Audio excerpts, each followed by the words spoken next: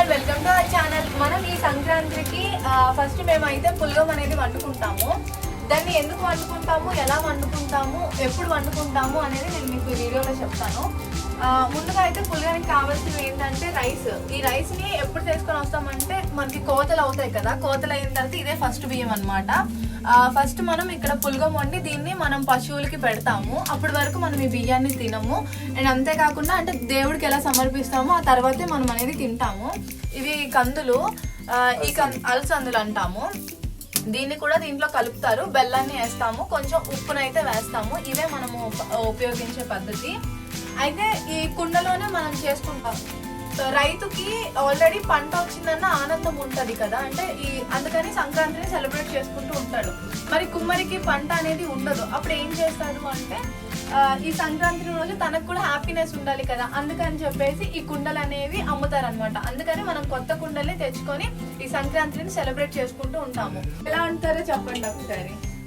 First కొత్త కుండ తీసేసుకొని దాన్ని ఫస్ట్ అలసందుల్ని వేసేసుకొని కడిగేసి ఒకసారి వార్చేయాలి. వార్చిన తర్వాత పోలేడుతాం. పోలేట్టిన తర్వాత కందులు ఉడికిన తర్వాత కందులు ఉడికి వచ్చిందండి, పప్పు ఉడికొచ్చింది. దీంట్లో ఉడికిన తర్వాత మనం కొత్తగా రైస్ ఉంటాయి కదా, ఈ రైస్ను వేసేసుకోవాలి.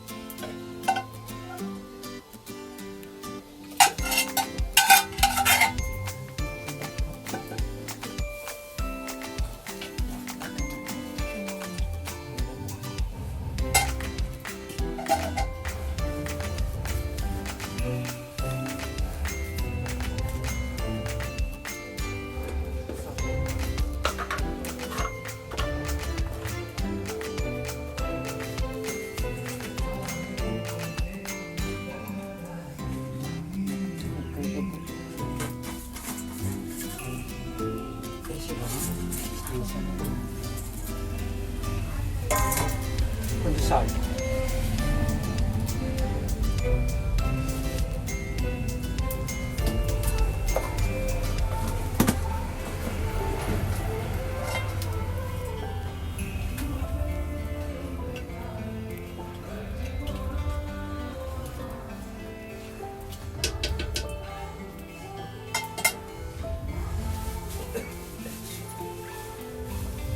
పాలు పిడిస్తే పొంగిస్తుంది. కొంచెం పొంగిస్తుంది కదా, పాలేస్తే లాస్ట్ లోనే పాలేస్తాము. కొంచెం స్మెల్ కోసం ఇది యాలకులను పాలేస్తే బాగుంటుంది టేస్ట్.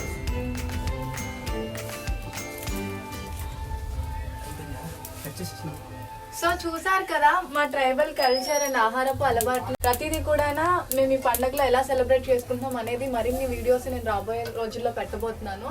మా ఆహారపు అలవాట్లు, కల్చర్ ప్రతిదీ కూడా పెడుతూ ఉంటాను. సో మీకు ఇంట్రెస్ట్ ఉంటే మాత్రం నా ఛానల్ని సబ్స్క్రైబ్ చేసుకొని లైక్ చేయండి. Thank you for watching.